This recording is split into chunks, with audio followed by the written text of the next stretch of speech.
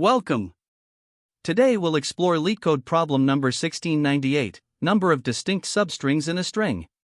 This is an exciting problem that combines concepts like string manipulation and data structures to count unique substrings. Let's dive into the problem, break it down step by step, and explore various approaches to solve it efficiently. In this problem, we are tasked with finding the total number of distinct substrings in a given string S. A substring is any contiguous sequence of characters within the string. For instance, if the string is ABC, then its substrings include individual characters like A, B, and C, as well as combinations of characters such as AB, BC, and the full string ABC. Each substring is treated as unique, regardless of whether its content is repeated somewhere else. The input to the problem is a single string S of length n, and the desired output is an integer that represents the total count of all distinct substrings. Let's now look at an example to clarify this further. Consider the string S equals Baba. The output for this input is 21, representing the total number of distinct substrings. To break this down, the distinct substrings include single characters like A and B, two-character substrings like AA, AB, BB, and BA, and so on, increasing in length up to the full 7-character string Baba. When we list all the unique substrings, we find that they total 21. This is an example of how substrings, even those of the same length, can differ based on their position in the string, making them unique. Now, let's look at another example with the string S equals ABC. The output here is 6. The distinct substrings in this case are the individual characters A, B, and C, the two-character substrings AB and BC, and finally the full 3-character substring ABC. Since there are no repeated substrings in this string, all possible substrings are unique, and their count adds up to 6. This illustrates how the diversity of characters in the string directly impacts the number of distinct substrings. Finally, consider the string S equals AAA. The output for this input is 10. Here, the distinct substrings include the single character A, the two-character substring AA, the three-character substring AAA, and the four-character substring AAA. Although the string contains many repeated substrings due to the repetition of the same character, we only count each unique substring once. This leads to a total of 10 distinct substrings. The problem also comes with constraints, such as the string's length being between 1 and 10,000 and consisting only of lowercase English letters. Special cases include strings with a single character, which result in just one substring, or strings with highly diverse characters, where the number of distinct substrings grows significantly. To tackle the problem of finding the number of distinct substrings in a string, we can explore several approaches, each with its own trade-offs in terms of simplicity and performance.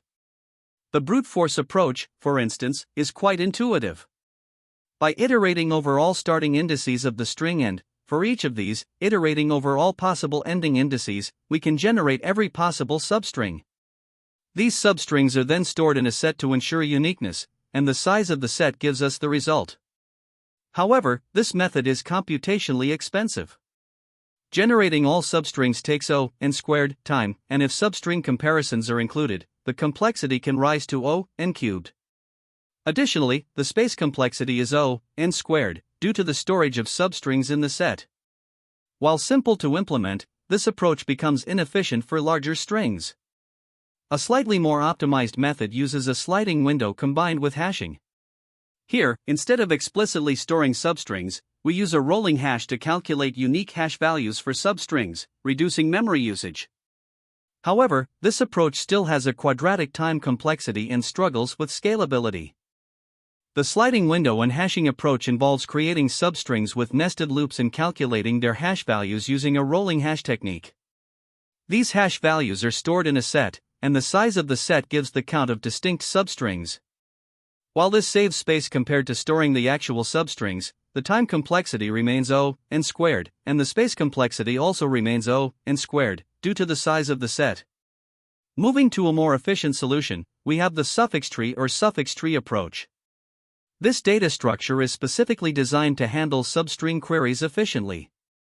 By constructing a suffix tree, where each path from the root to a node represents a unique substring, we can count the nodes to determine the number of distinct substrings.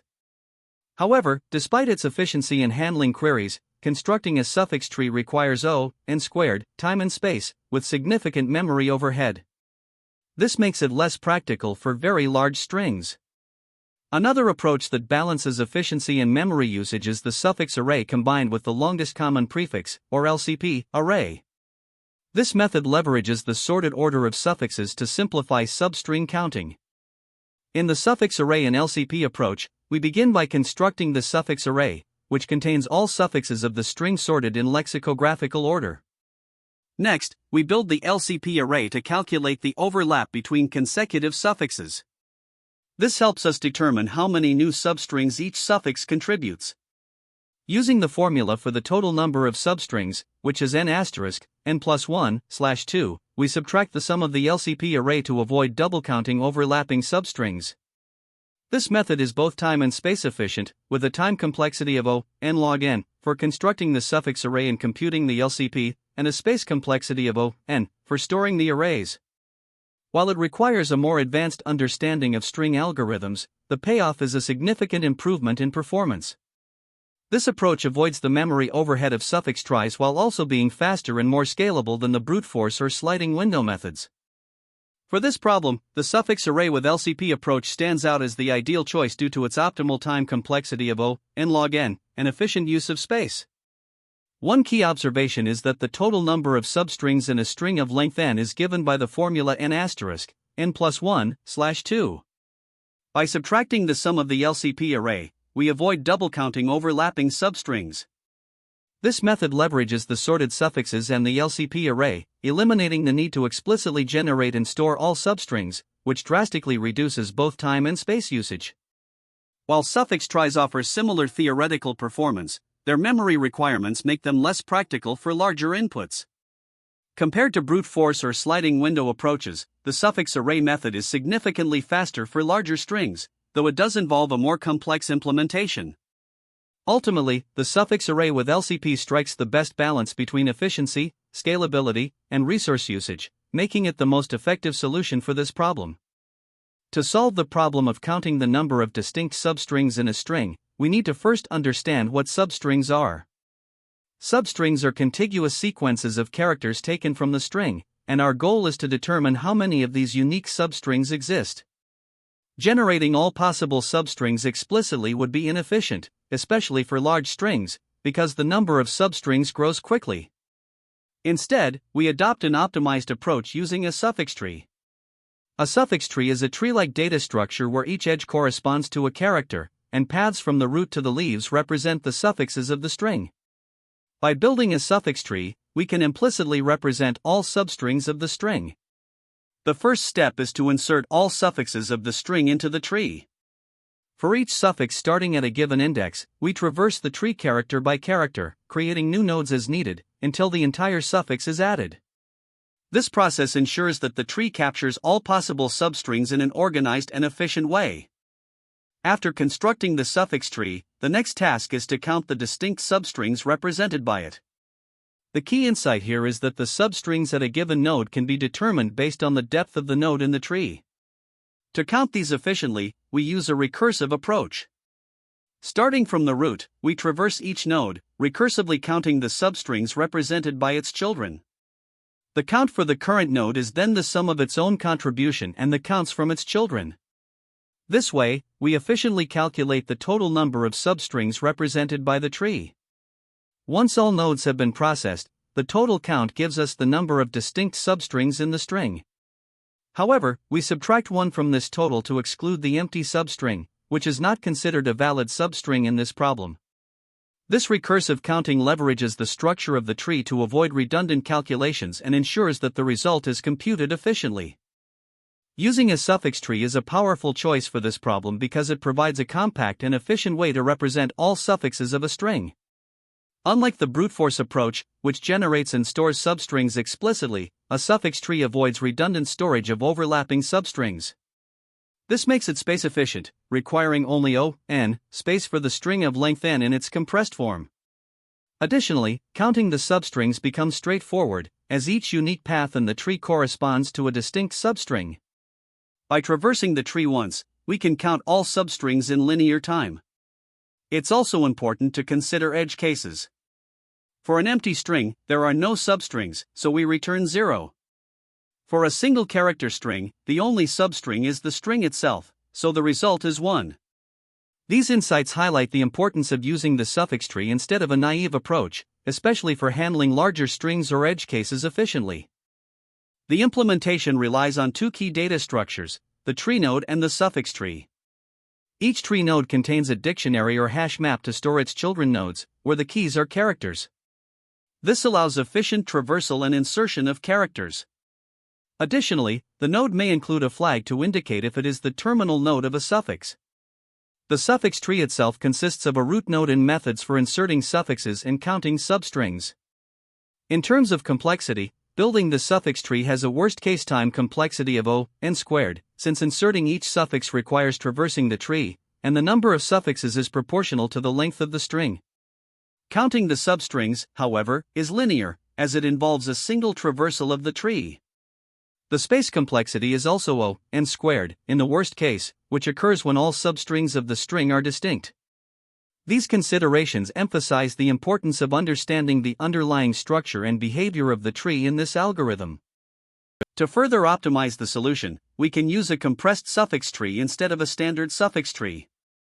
A compressed suffix tree reduces the space usage by collapsing linear chains of nodes into single edges, which represent substrings.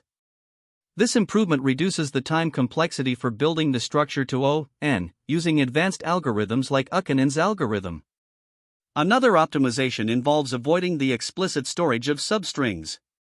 Instead of storing every substring, we only keep track of their counts, which minimizes memory usage.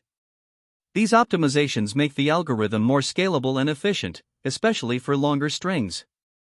By combining the compressed suffix tree with optimized counting techniques, we achieve a solution that balances both time and space efficiency, ensuring excellent performance for even the most challenging inputs. This implementation solves the problem of counting distinct substrings in a string by leveraging a suffix tree. A suffix tree is a tree-like structure that allows efficient storage and identification of all substrings of a string. The countDistinct function begins by initializing an empty dictionary tree to represent the root of the suffix tree. It also initializes count to 0, which will keep track of the number of unique substrings. The outer loop iterates through each character in the string S. For every character, it treats the substring starting at that character's position as a suffix. The inner loop then iterates from the current position to the end of the string, effectively traversing each suffix one character at a time. Within the inner loop, the code checks if the current character is already present in the current tree node. If not, a new dictionary is added to the tree for this character, and the count is incremented to reflect the discovery of a new unique substring. The node pointer then moves to the newly created or existing child node. This process ensures that each unique substring is only counted once, as adding a character to the tree only happens when the substring is not already present. The tree structure efficiently keeps track of all substrings without duplicating work. Finally, the function returns the count of distinct substrings. This approach is efficient, with a time complexity approximately proportional to the sum of the lengths of all suffixes, making it suitable for input strings of reasonable length in competitive programming scenarios. Here, we begin with the Java implementation to count the number of distinct substrings in a string. First, we import the necessary packages and define the solution class. Inside the countDistinct method, we initialize a tree-like structure using a nested hash map. This tree will help us efficiently track the substrings as we process the input string. We also declare a variable, count, to keep track of the total number of unique substrings. The process starts by iterating through all suffixes of the string, which is achieved with a for loop that begins at each index of the string. For each suffix, we start at the root of the tree. Then, using a nested loop, we traverse from the current character to the end of the string. At each step, we check if the current character exists in the tree node. If it does not, we add it to the tree and increment our count of unique substrings. Finally, we move to the next node in the tree to continue building the suffix. After processing all the suffixes and adding their substrings to the tree, we simply return the count variable, which now holds the total number of distinct substrings in the input string. This approach ensures that we efficiently count unique substrings by leveraging the tree structure to avoid redundant computations. The method is concise and effectively captures all possible substrings in the input string while maintaining optimal performance. This concludes the implementation of the countDistinct method. To solve the problem of counting distinct substrings, we'll use a suffix tree. Starting with the string s equals abc, we initialize an empty dictionary called tree to represent our tree structure, and a variable count to 0, which will track the number of distinct substrings. The process begins by iterating through each starting index of the string. For the first outer loop where I equals 0, we build substrings starting from the first character. At this point, node references the root of the tree, which is currently an empty dictionary. In the inner loop, the first character, a, is checked. Since it doesn't exist in the current node, we add an entry for a in the tree, increment the count by 1, and advance node to point to the newly inserted a node. Next, in the same outer loop, the inner loop continues with the second character, b.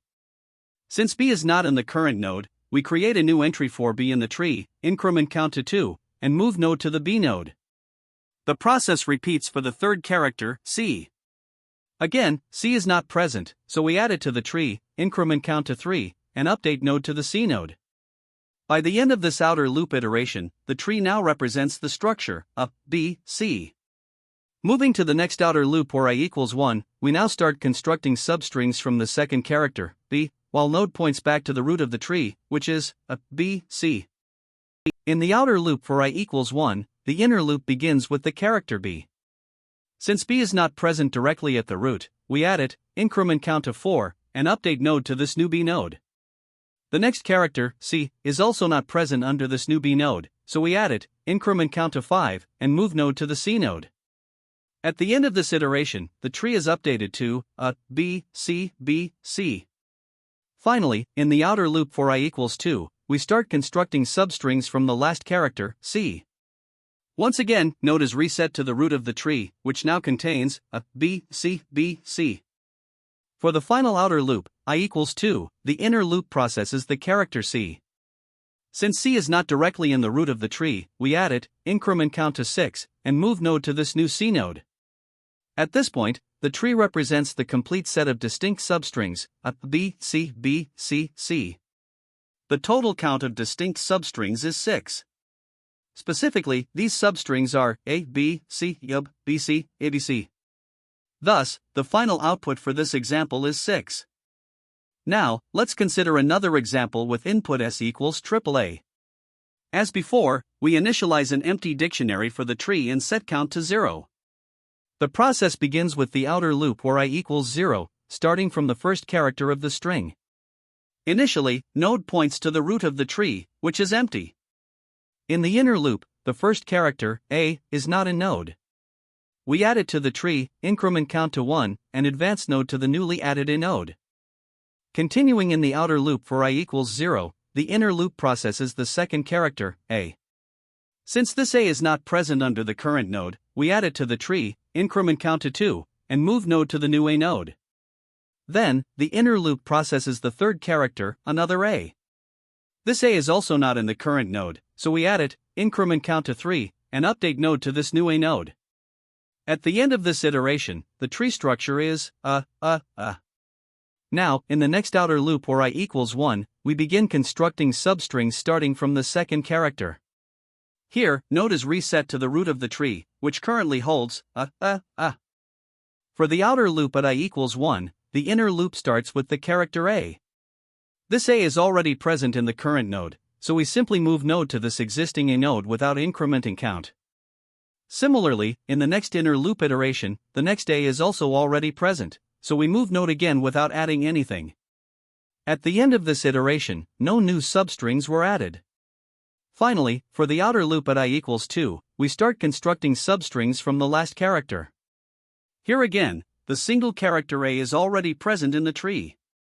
No new substrings are added in this iteration either, as node simply moves to the existing a node. At the conclusion of all iterations for s equals AAA, the total count of distinct substrings is 3. These substrings are a, AAA. The tree structure remains representing all unique substrings. The final output for this example is 3.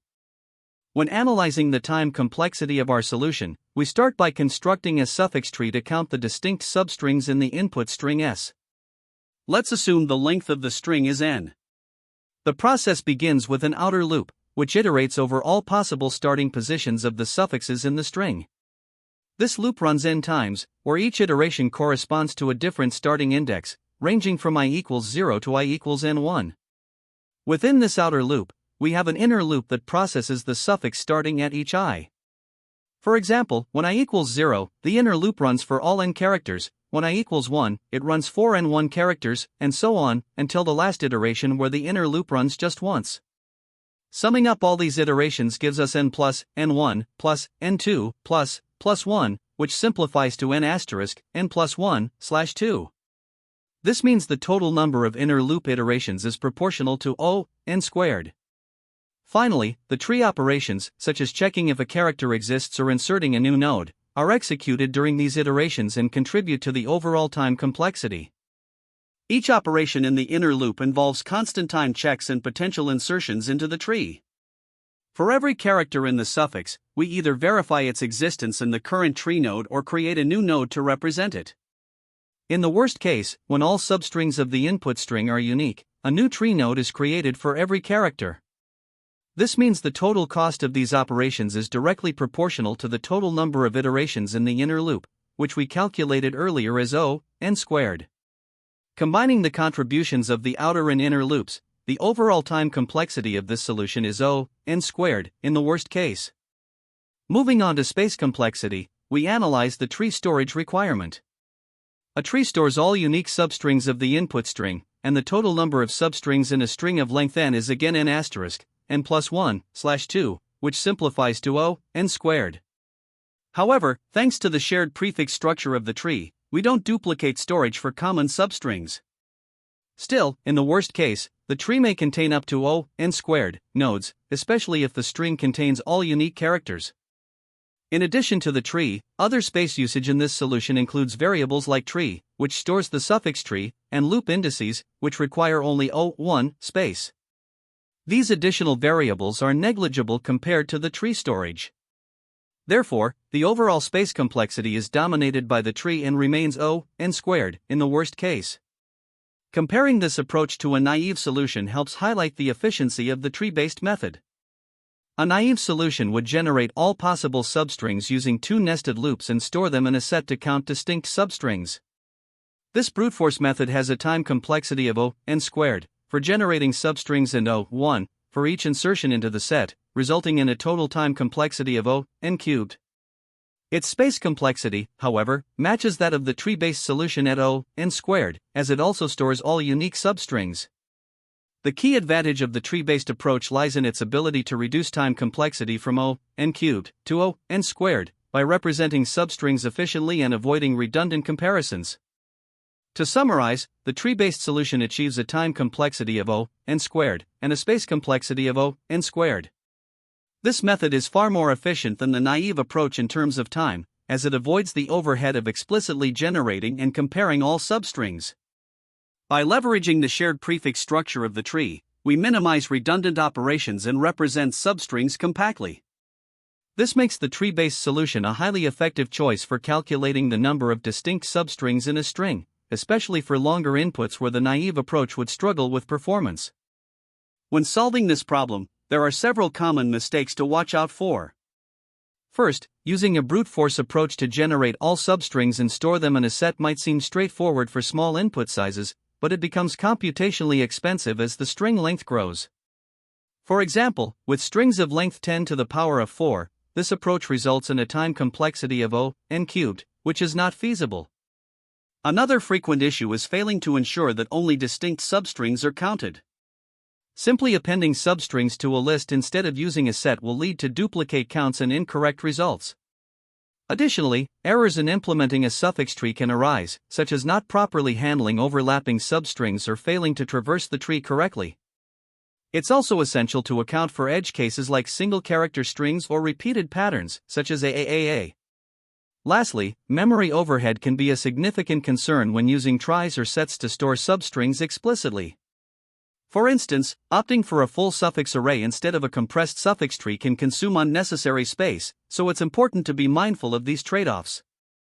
Another critical aspect to consider is how edge cases are handled. Strings like an empty string, strings with all identical characters such as AAA, or those containing special characters can cause runtime errors or yield incorrect results if overlooked. From an interview perspective, it's essential to demonstrate your focus on efficiency over brute force. Highlighting your understanding of time and space complexity, such as how suffix arrays or tries can reduce redundant computations, will set you apart. Be ready to discuss the trade-offs between a suffix tree and a suffix array. While the tree is easier to implement, it typically consumes more memory compared to the more space-efficient suffix array, which involves a slightly more complex construction process. Additionally, interviewers often appreciate when candidates recognize common patterns in substring problems.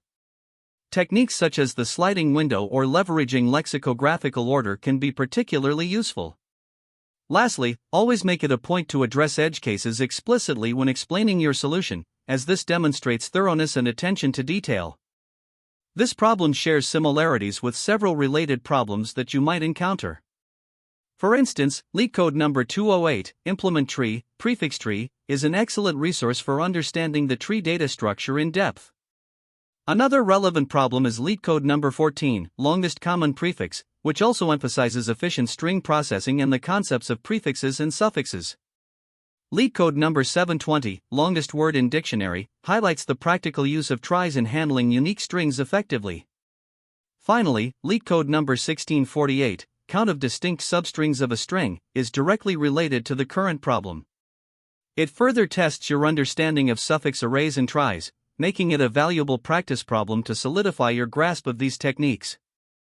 There are also alternative approaches you can consider, each with its own set of trade-offs. Constructing a suffix tree is conceptually intuitive and allows for efficient counting of substrings by traversing the tree. However, it comes with higher space complexity. On the other hand, using a suffix array paired with the longest common prefix, LCP, array is more space efficient, but it requires additional computation to sort the suffixes and calculate the LCP array. Another method is rolling hashing, such as the Rabin-Karp algorithm, which uses hash values to efficiently detect duplicate substrings and count distinct ones. While this approach is space efficient, you need to carefully manage potential hash collisions. Lastly, dynamic programming can be applied to certain variations of this problem, especially when constraints involve specific substring properties like palindromes. While DP isn't the most common approach for counting distinct substrings, it's worth exploring in scenarios where the problem requirements align with its strengths. Great job! We've covered the problem, explored its nuances, and discussed efficient solutions. This problem highlights the importance of string manipulation and advanced data structures in algorithmic problem solving. Keep practicing, and don't forget to like, subscribe, and share your thoughts in the comments. Until next time. That's the end of this tutorial. I hope you found this explanation helpful for understanding the solution to this LeetCode problem. If you enjoyed this content, please consider subscribing to the channel for more coding tutorials and solutions. Feel free to leave a like if this video helped you, and don't hesitate to comment with any questions you might have. Thanks for watching, and happy coding!